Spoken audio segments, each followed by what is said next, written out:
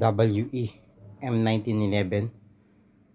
Siyempre, alam niyo na yung mga kasama niya. May bala 0.23, BBs, green gas. Yan yung mga kasama niya.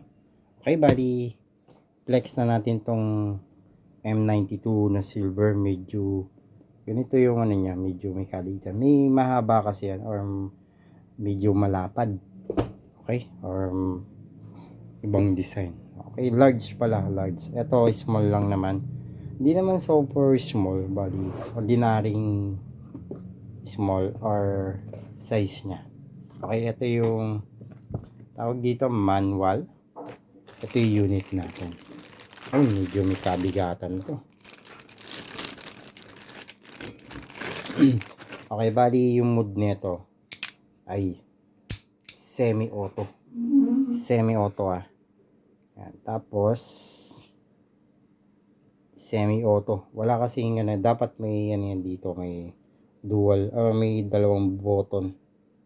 Tigas Tigas.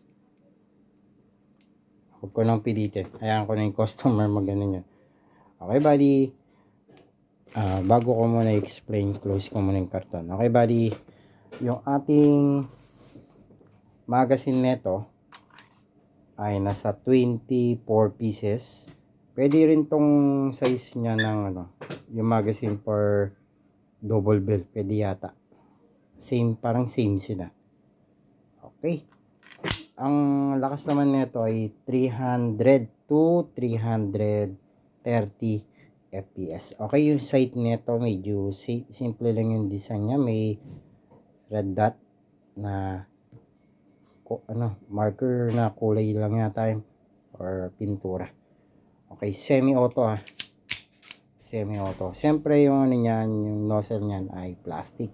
Yung grip niya ay plastic yan. May marking sa WE. Siyempre yung ano nito, yung grip, may hammer niya ay hammer, anong pala to? Gatilyo. Sorry, yan siya na. Okay. Check natin yung ano. Ayaw talaga, tigas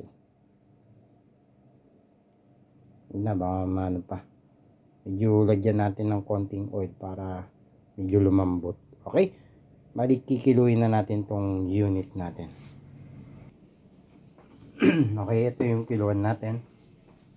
Kiluin natin ng medyo may kabigatan siya. 1 kilo may get. 1,052 grams yung bigat niya. Napakabigat. Okay, mabigat-bigat to. Huwag nabagsakan yung paa nyo, alam nyo na. Okay, sa mga interesado, siyempre, papakita ko sa inyo kung saan kayo pwede mag-message. Yan, dyan lang kayo mag-message sa akin. Kung interesado kayo magtanong, pwede naman kayo magtanong. Wala namang problema. Okay, bali, ayaw talaga. Tigas. Tigas ng safety lock niya. Okay, bahala na kayo dyan kung order kayo. Okay, message lang kayo.